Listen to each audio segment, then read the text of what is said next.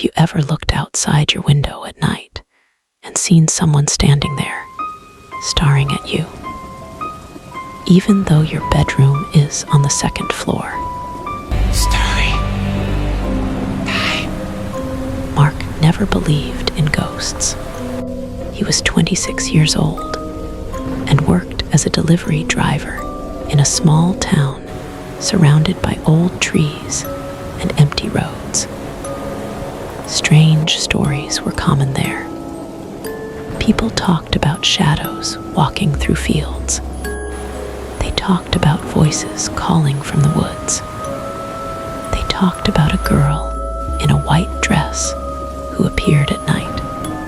Mark laughed every time he heard those stories. Ghosts were not real. At least, that was what he believed. Everything started on a rainy Thursday night. The storm was so strong that tree branches scratched against his bedroom window. Wind screamed outside like an animal trapped in the dark. Mark got home late after work. He threw his keys on the table, ate a cold sandwich, and went upstairs to sleep. At exactly 2:17 a.m., he woke up. Not because of thunder, not because of lightning. Something else. A feeling. A terrible feeling. The feeling that someone was watching him. Mark slowly opened his eyes. The room was dark. The rain tapped softly against the glass. For a few seconds, everything looked normal. Then he noticed something outside his window. A person standing completely still. His heart stopped. The figure was a young girl. She looked around 10 years old. Long black hair covered most of her face. She wore a dirty white dress soaked by rain. But that was impossible. Mark's bedroom was on the second floor. There was no balcony, no ladder, nothing she could stand on. Yet there she was, looking directly at him. Mark jumped from bed and rushed to the window. The girl was gone. Nothing outside. Only rain. Only darkness. He checked every corner around the house. Nobody. No footprints. No sign anyone had been there. The next morning, he convinced himself it was a dream. A nightmare. Nothing more.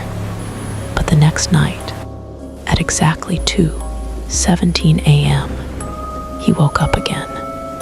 And she was back, standing outside the window, watching, not moving, not blinking, just staring.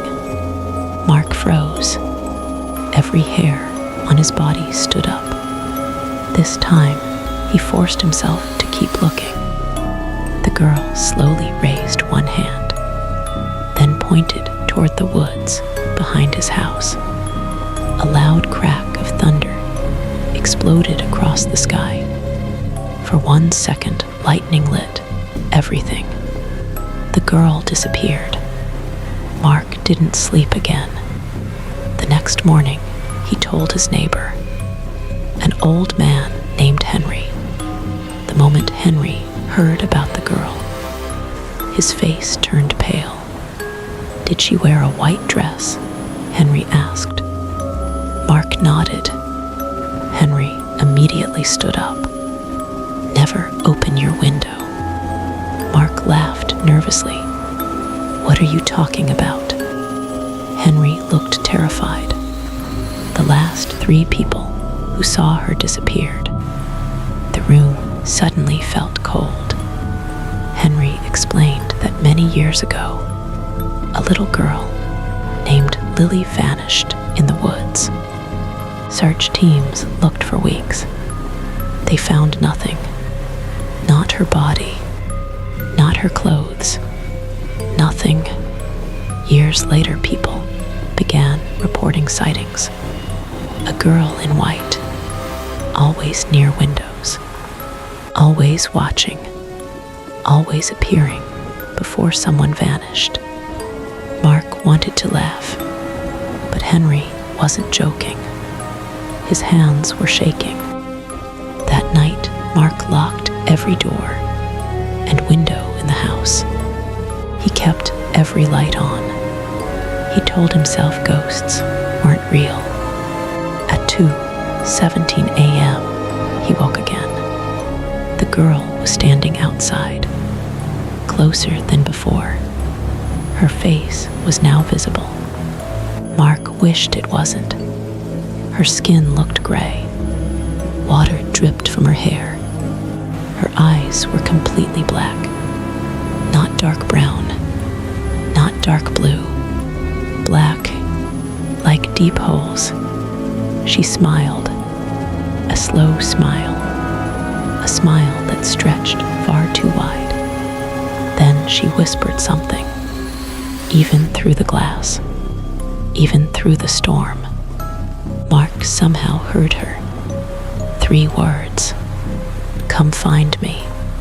Then she vanished. The next morning, Mark discovered muddy footprints inside his bedroom, leading from the window straight to his bed. He stared at them for several seconds. The window was still locked. The glass was untouched, but the footprints were real, and they ended exactly beside where he had been sleeping. That was when fear truly entered his life. That was when he realized something impossible had entered his house. Something that should never have been there. Something that wanted him to follow it. Something waiting in the woods. That evening, Mark drove to the town library. He searched old newspapers for information about Lily. After hours of searching, he found a yellowed article from 20 years ago. The headline made his blood run cold. Missing girl found. Mark quickly opened the article. His hands trembled. According to the report, Lily had actually been found. Not alive. Dead. Her body was discovered deep inside the forest, buried beneath an abandoned well. The police never released details publicly. The article only mentioned one strange fact. When they found her body, her eyes were missing. Mark felt sick because the girl outside his window had eyes. Black eyes. Eyes that looked like endless darkness. Suddenly, he noticed something written in red ink on the newspaper.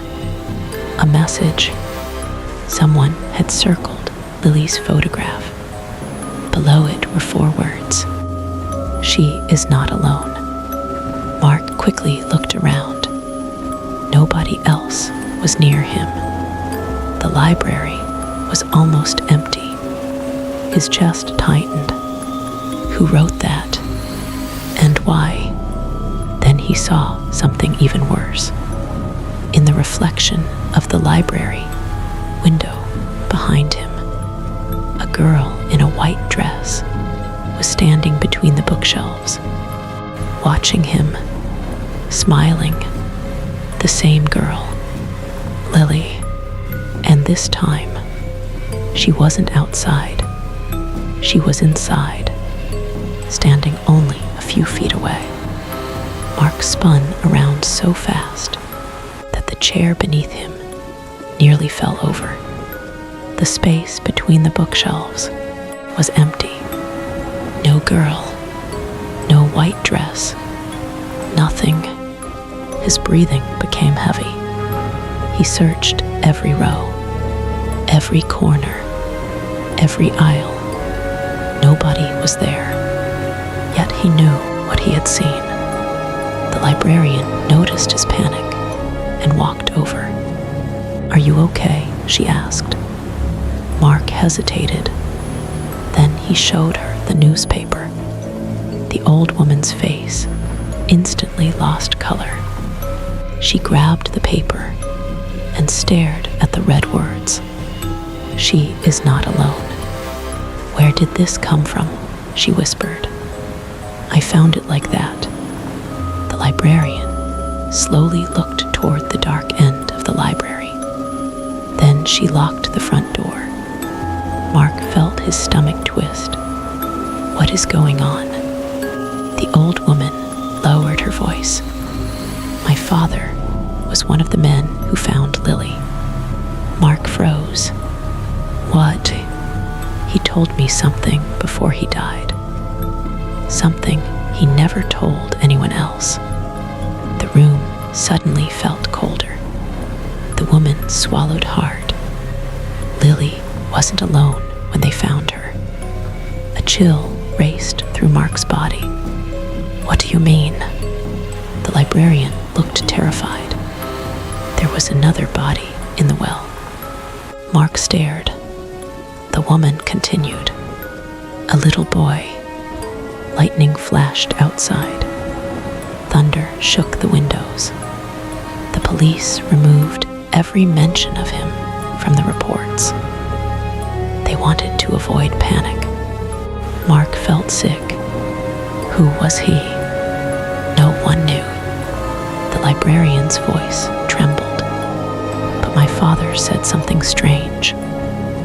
The boy's body looked much older than Lily's, like he had been dead for decades. Mark's skin crawled. 2 children. The woman nodded. My father believed something was living inside that well. The lights above them flickered. Once, twice, then everything went dark. The entire library fell silent. Mark heard breathing. Not his own. Someone else's. Very close. A small voice echoed through the darkness. "Come find us." The lights returned. The librarian screamed. The newspaper was gone. Only muddy footprints remained on the floor, leading toward the exit, leading toward the woods. That night, Mark couldn't ignore it anymore. He grabbed a flashlight, his car keys, and drove toward the forest. Rain poured from the sky. Wind bent the trees. Everything felt wrong, as if the forest itself didn't want him there. The muddy trail led deeper and deeper into the darkness. After nearly an hour of walking, he found it. The abandoned well. Old stones surrounded the opening. Rot covered everything. Weeds grew through the cracks. The place looked forgotten, yet fresh footprints circled it. Small footprints, children's footprints. Mark shined his flashlight into the darkness below. At first, he saw nothing. Then he noticed something shining. A metal ladder leading down, very deep, much deeper than any normal well. His hands shook. Every instinct told him to leave. Instead, he climbed down. The air became colder with every step. The smell grew worse. Rot, mold, something dead. Far below, his flashlight finally reached the bottom. Mark stepped onto wet ground. The space wasn't a well anymore. It opened into a tunnel stretching beneath the forest. Then he heard crying. A little girl crying somewhere ahead. "Lily," he called. The crying stopped. Silence. Then another voice answered. A boy's voice. "Run." Mark froze. The tunnel suddenly echoed with footsteps. Many footsteps. Children running. Dozens of them. The sounds rushed toward him from every direction. His flashlight flickered. Shapes appeared in the darkness. Small figures. Thin arms. Long hair. Pale faces.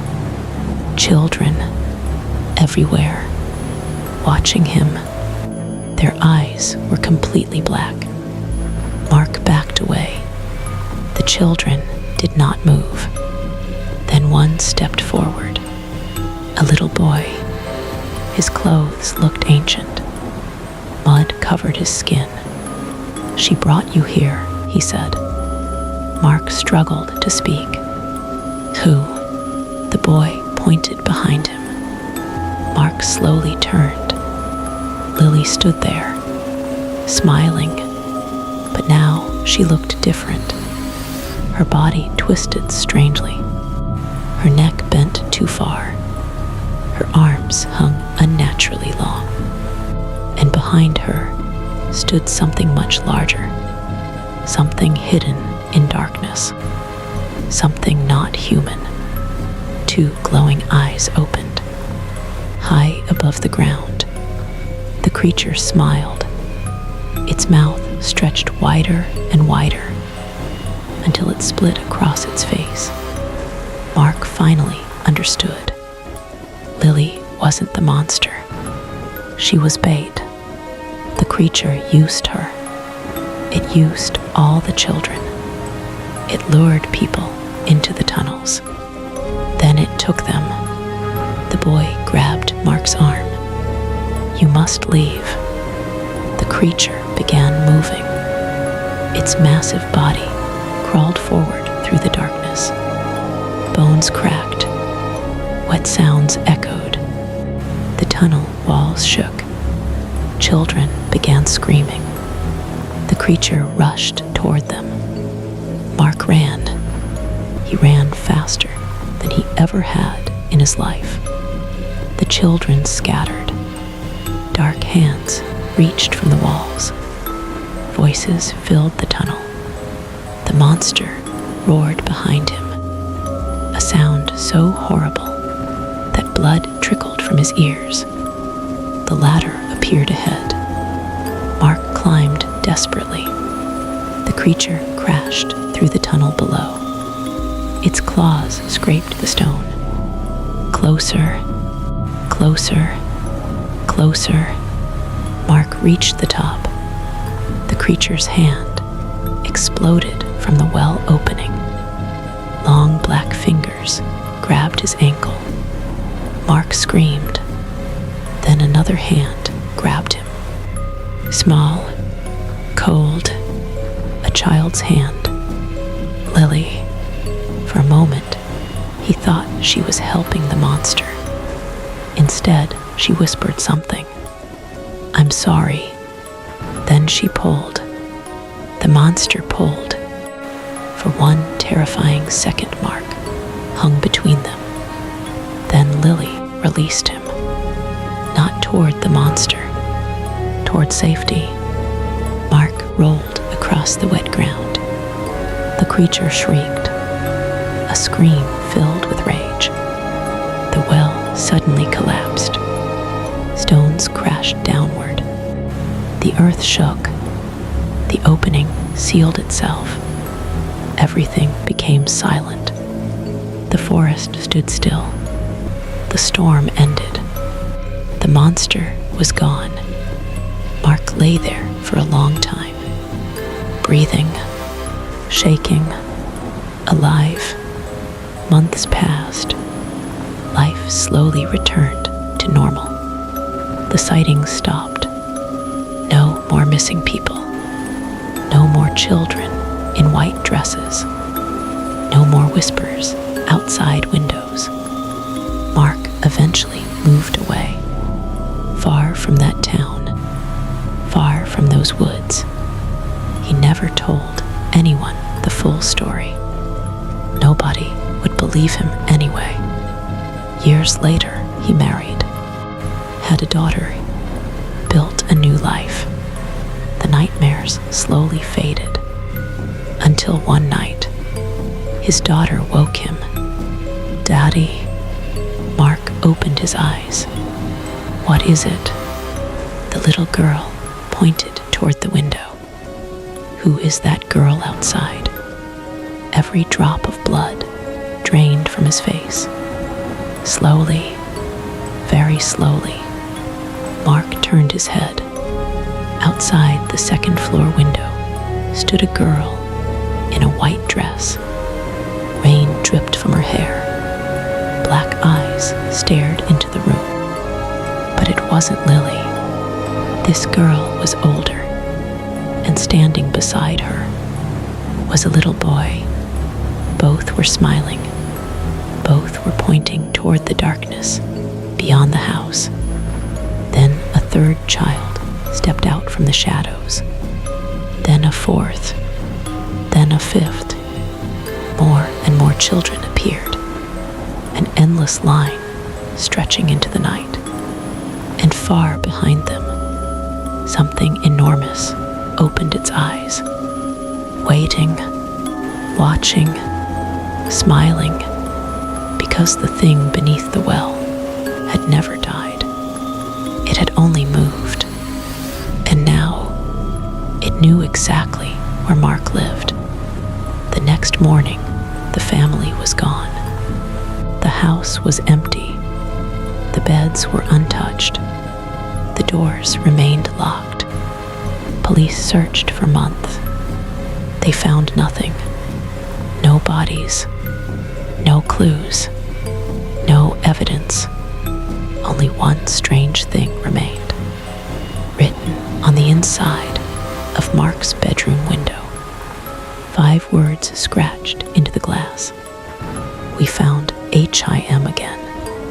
And nobody who entered that room ever stayed there after dark. Because every night at exactly 2:17 a.m., children appeared outside the window, watching, waiting, smiling, looking for the next person to follow them into the darkness.